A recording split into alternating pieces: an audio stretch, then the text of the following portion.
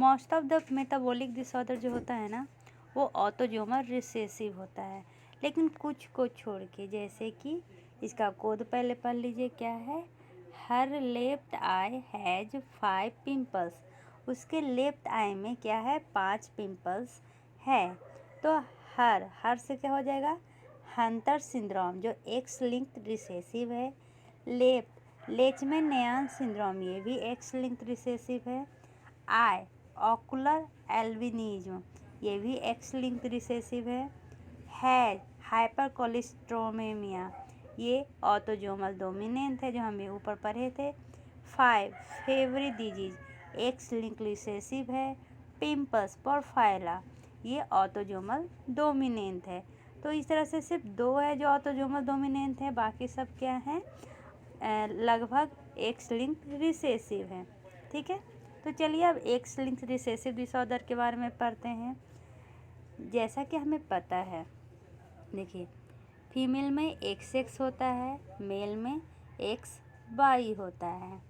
तो अगर रिसेसिव में अगर एक्स में कुछ भी हो जाए तो वो क्या होगा, मेनली बॉयज अफेक्टेड होंगे, और अगर गर्ल में हुआ तो वो कैरियर हो जाएगी। ठीक है, तो इस तरह से थोड़ा तो माइंड में आ गया होगा, क्योंकि जो मेल है उनमें एक्स और वाई क्रोमोसोम होता है, और इनहेरिटेंस मेनली किस में होगा, म्यूटेशन एक्स क्रोमोसोम में होगा। तो जो फीमेल है वो डिजीज को ट्रांसमिट करेगी अपने सन को, और अगर डॉटर में आया तो वो कैरियर बन जाएगी। बॉयज इसमें अफेक्ट होते हैं, फीमेल कैरियर हो जाती है और अनअफेक्टेड होती है। फीमेल कैरियर कितना परसेंट, तो 25% अगर फीमेल कैरियर है तो इसके रिस्क हो जाते हैं सन को जाने का। 25% रिस्क होता है कैरियर डॉटर में, और 50% क्या होता है, कोई भी इफ़ेक्ट नहीं होता है। तो चलिए इसका पहले हम देख लेते हैं कि कैसे ट्रांसमिट। तो इसमें 2 तरह का हो सकता है, एक या तो फादर डिजीज है और वो नॉर्मल फीमेल से क्या कर रहे हैं, म्यूटेशन फ्यूजन हो रहा है, तब क्या होगा, तब देखते हैं। मान लीजिए पापा डिजीज है एक्स लिंक रिसेसिव से, और मदर जो है वो नॉर्मल है, तो फीमेल क्या हो जाएगी, फीमेल कैरियर हो जाएगी और सन को कोई भी अफेक्ट नहीं होगा। लेकिन जब जो फीमेल कैरियर है वो नॉर्मल बेबी से मतलब मैन से फ्यूजन करवाएगी, तब क्या होता है, एक्स एक्स एक्स एक्स सी एक्स वाई और एक्स सी वाई। देखिए क्या हो गया, एक डिजीज हो गया 25% कैरियर हो गई डॉटर, और 50% क्या हो गए, नॉर्मल हो गए। तो अभी बताए थे ना, अगर 0% ऑफ सन है इसका मतलब डैड अफेक्टेड है, डैड अफेक्ट होंगे तो सन में कोई भी ट्रांसमिशन नहीं होगा। अगर मॉम कैरियर है तो 2 सन है तो उसमें एक सन को होने के चांसेस है, मतलब 50%। और अगर माँ अफेक्टेड है तो माँ अगर अफेक्टेड हो गई तो 100% चांस हो जाता है। कैसे, तो मान लीजिए XCC, ठीक है, और मेल नॉर्मल है, तो यहाँ से करवाए XX, ये तो कैरियर हो गई, XCY क्या हो गया, डिजीज हो गया, XCX कैरियर हो गई, और XCY देखिए 100% सन क्या है, अफेक्टेड हो जाएगी अगर माँ कैरियर हो गई तो। ठीक है, अब एक्स लिंक रिसेसिव समझने में कोई भी प्रॉब्लम नहीं हुआ होगा। अगर इसका एग्जाम्पल देखें तो हो जाएगा हेमोफीलिया A, B, और क्या हो सकता है, Duchenne muscular dystrophy, glucose 6 phosphate dehydrogenase deficiency, ये सब मेनली देखने को मिलेगा। कलर ब्लाइंडनेस, नाइट ब्लाइंडनेस, तो आपको ट्रिक कैसे याद रखना है, तो याद रखिए कलर ब्लाइंडनेस से हमें नाइट को मुश्किल या डिफ़िकल्टी होता है। क्या, कलर ब्लाइंडनेस से हमें क्या है, नाइट NIGHT नाइट को मुश्किल या डिफ़िकल्टी होता है। अब इसमें क्या हो गया, कलर ब्लाइंडनेस तो खुद एक डिजीज है। से मतलब कि सेक्स लिंग, हमें एच से क्या होगा, हेमोफीलिया। नाइट मतलब नाइट ब्लाइंडनेस। मुश्किल तो मस्कुलर डिस्ट्रॉफी या डिफ़िकल्टी मतलब कि दूसरे मस्कुलर डिस्ट्रॉफी। ठीक है, यहाँ तक समझने में कोई भी प्रॉब्लम नहीं है। अब देखते हैं example of x linked recessive disorder. इसका जो निमोनिक्स है वो है लेस एचसीजी। एचसीजी एक हार्मोन है जो प्रेगनेंसी के टाइम में रिलीज होता है। Is detected clinically in A fragile women. अभी जो बताया था वो हिंदी में था, ये इंग्लिश में है। अब लेस का क्या हो जाएगा, लेस नयान सिंड्रोम। एच से हेमोफीलिया ए बी या Hunter syndrome. C chronic granulomatous disease. G glucose 6 phosphate dehydrogenase deficiency. D Duchenne muscular dystrophy या डायबिटीज इंसिडिपस।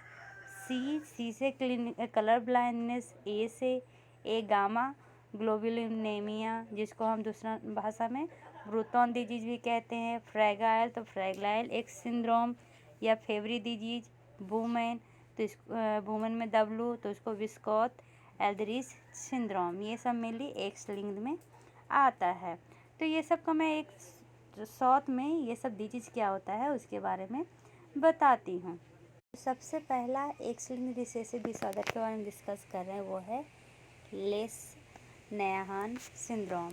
ये एक कंडीशन है जिसमें न्यूरोलॉजिकल और बिहेवियर एबनॉर्मलिटीज देखने को मिलता है। क्यों? क्योंकि हमारे शरीर में यूरिक एसिड का ओवर प्रोडक्शन होने लगता है।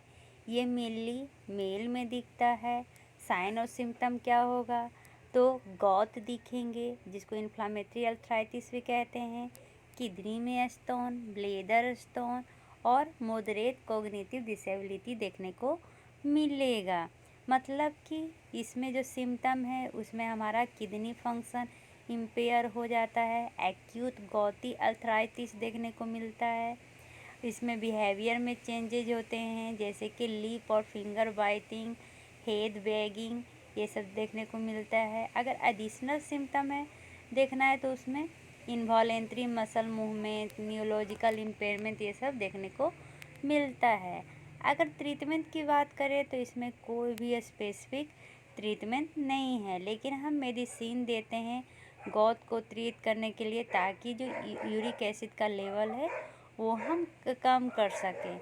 लेकिन कोई भी ऐसा ट्रीटमेंट नहीं है जो नर्वस सिस्टम को डिसऑर्डर को इम्प्रूव कर सके। ठीक है, अब इसका कॉज क्या है, क्यों होता है, तो ये जैसे कि यूरिक एसिड का ज़्यादा प्रोडक्शन होता है तो क्यों होता है, क्योंकि एक एंजाइम है जिसका नाम है HPRT, इसकी डिफिशियंसी हो जाती है। HPRT की पार्शियल या कंप्लीट डिफिशियंसी हो जाने के कारण क्या होता है, हाई यूरिनरी कंसंट्रेशन हो जाता है हमारे बॉडी में और यूरिक एसिड का लेवल बढ़ जाता है। अब HPRT का फुल फॉर्म क्या होगा, तो HPRT का फुल फॉर्म होता है हाइपोजेंथिन ग्वानिन फॉस्फोराइबोसिल ट्रांसफरेज। इसकी डिफिशियंसी के कारण ही लेशमैन नयान सिंड्रोम होता है। ठीक है, अगर इसके डायग्नोसिस की बात करें तो डायग्नोसिस में हम ब्लड टेस्ट करेंगे और उसमें और ये यूरिक एसिड का एलिवेटेड वैल्यू देखेंगे। दूसरा क्या है, दूसरा है हमारा हेमोफीलिया ए और बी।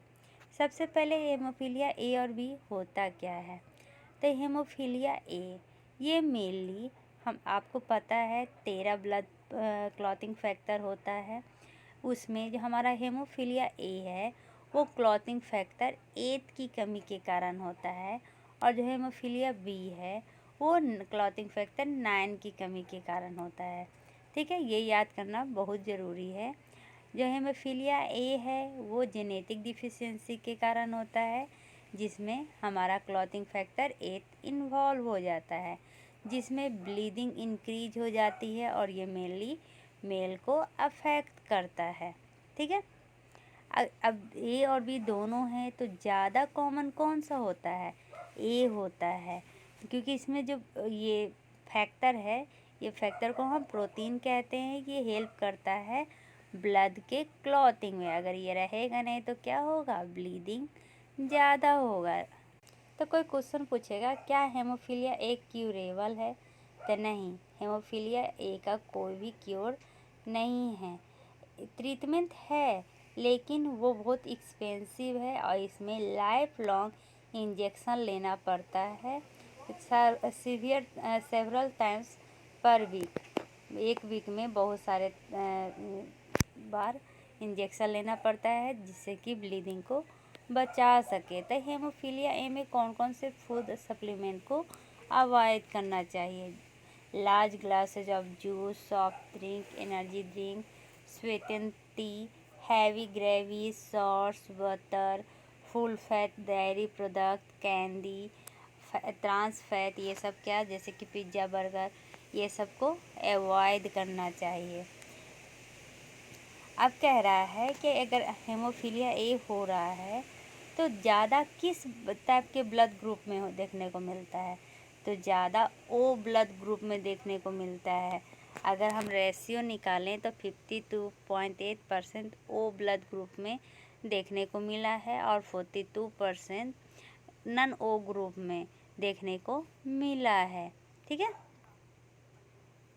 अब आते हैं इसके ये हंटर सिंड्रोम में। हंटर सिंड्रोम ऑलरेडी मैंने डिस्कस कर दिया है। ये म्यूकोपॉलीसैकेराइड टाइप 2 है।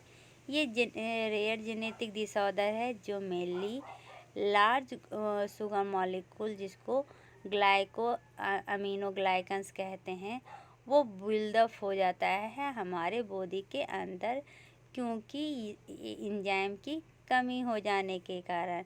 ये किसका फॉर्म है? तो ये लाइसोसोमल स्टोरेज डिजीज़ का फॉर्म है, जो आप मेरे वीडियो में जाके देख सकते हैं।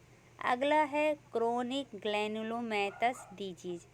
ये एक ऐसा डिसऑर्डर है जिसमें हमारा जो इम्यून सिस्टम है वो मेल फंक्शन हो जाता है, जिसके कारण इम्यूनो डिफिशियंसी देखने को मिलती है।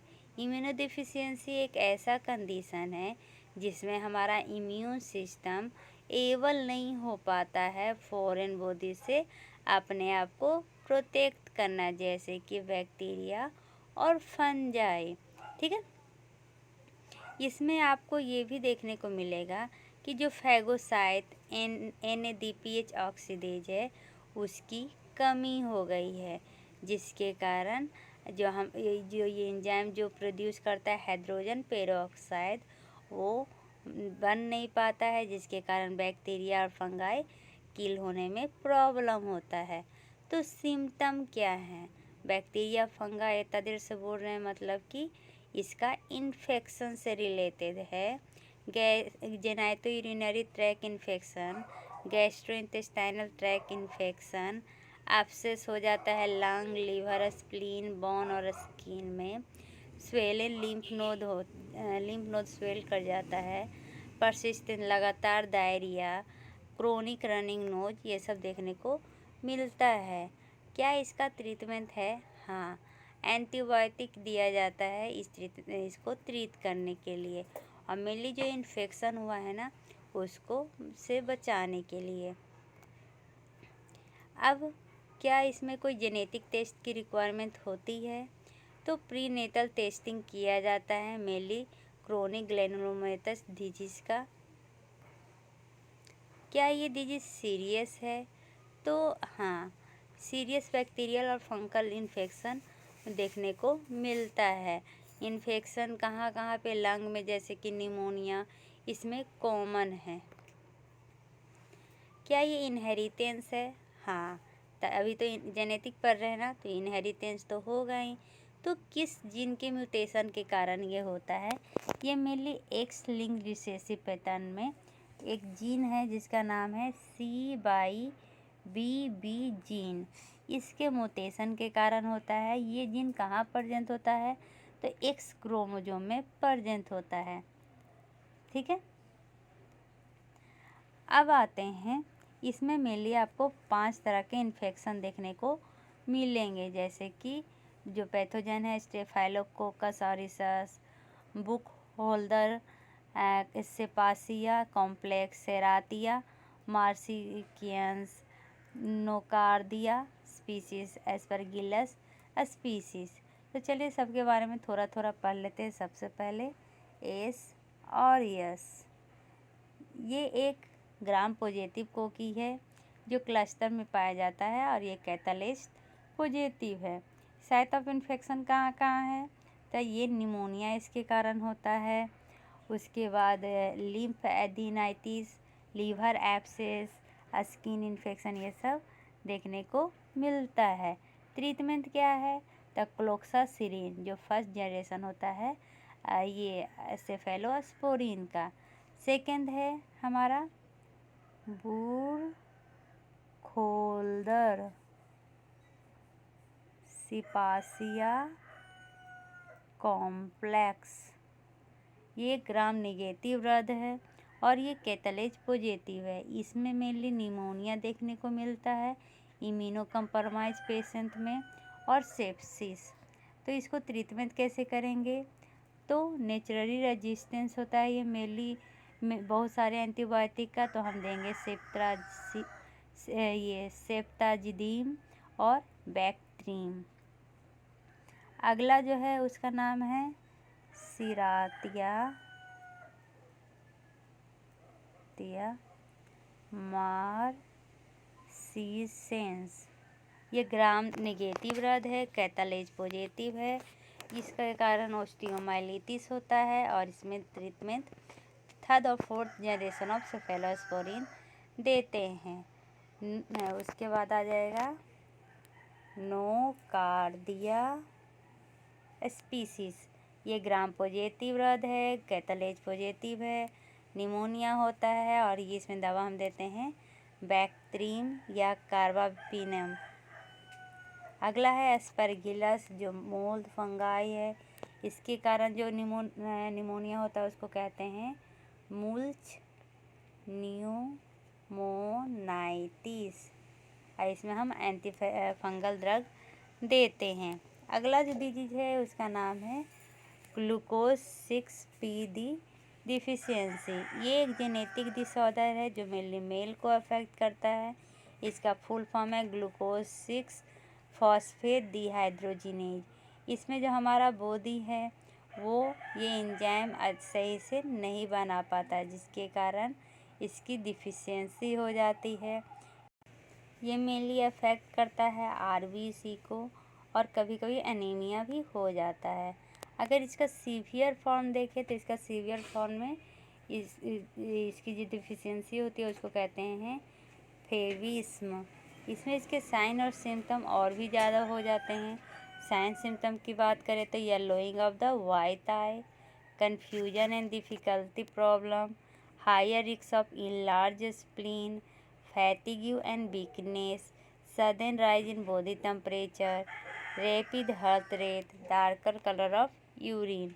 इसमें कौन कौन सा फूड अवॉइड करना चाहिए?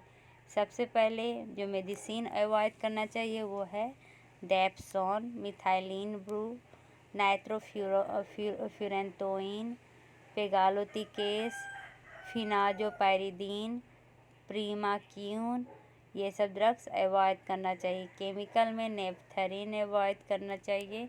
फूड में फावा बीन्स को नहीं खाना चाहिए। ठीक है, अब आते हैं इस पे क्या नाम है, दुहने मस्कुलर डिस्ट्रॉफी। ये severe type of muscular dystrophy है जो मेनली बॉय को अफेक्ट करता है। इसमें नाम से ही देखिए मसल में वीकनेस आ जाती है अराउंड द एज ऑफ 4 और वो बहुत वीक हो जाता है धीरे धीरे। मसल लॉस देखने को मिलता है मेनली थाई में और पेल्विक एरिया में, उसके बाद आर्म एरिया में। इसमें हमें खड़ा होने में प्रॉब्लम होता है।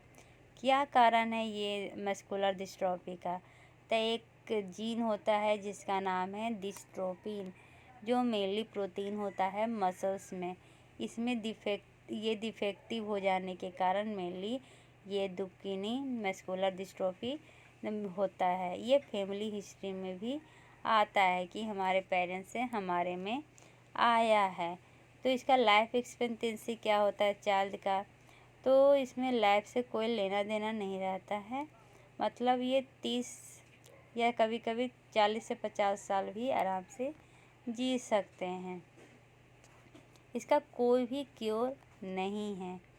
अगर इसके सिम्टम की बात करें तो हार्ट फंक्शन कम हो जाता है, कार्डियोमायोपैथी देखने को मिलेगा, heart failure, weak diaphragm, respiratory failure, loss of muscle mass, inflammation and fibrosis, जिसके कारण व्हील चेयर पे बंदे को जाना पड़ता है। ठीक है,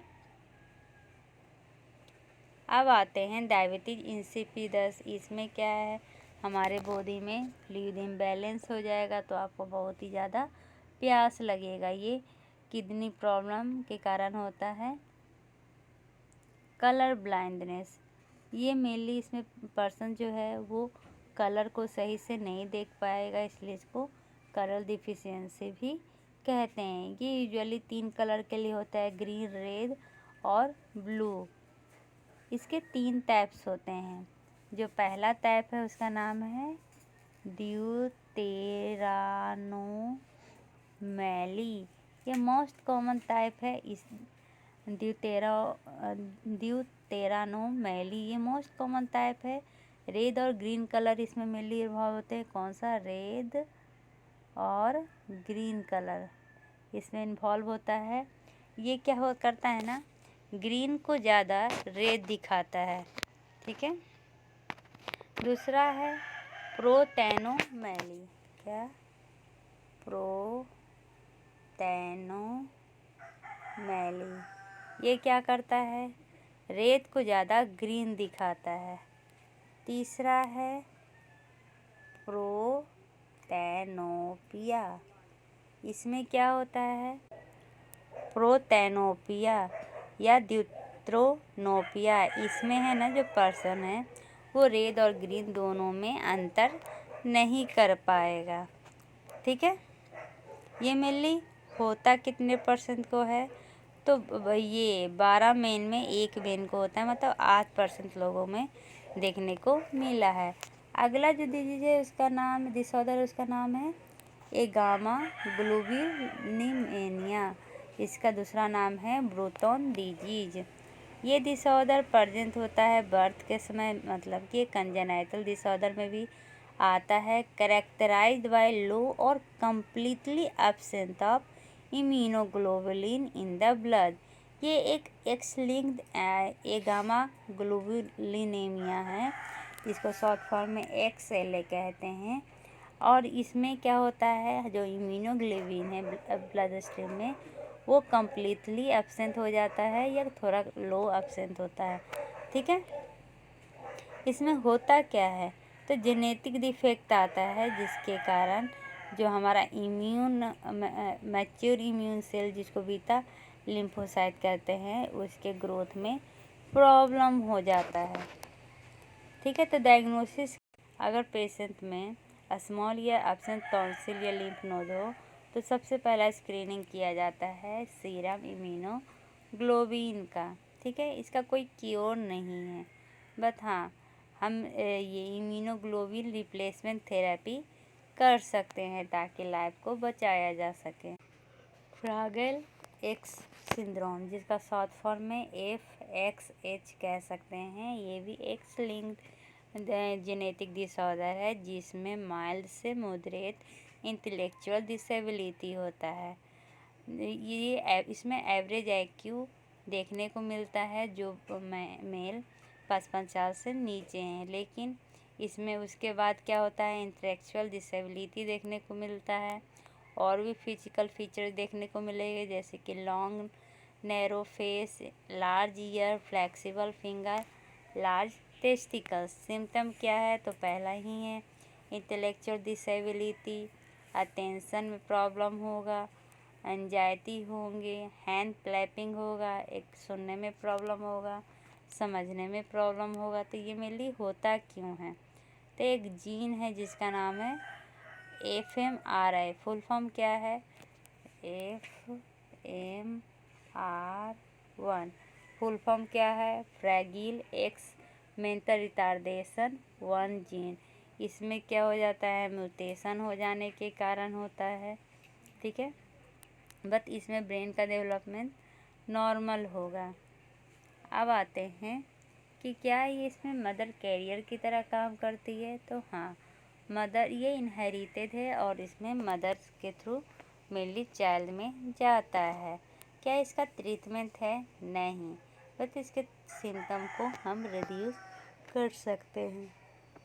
अगला जो है उसका नाम है फेवरी डिजीज।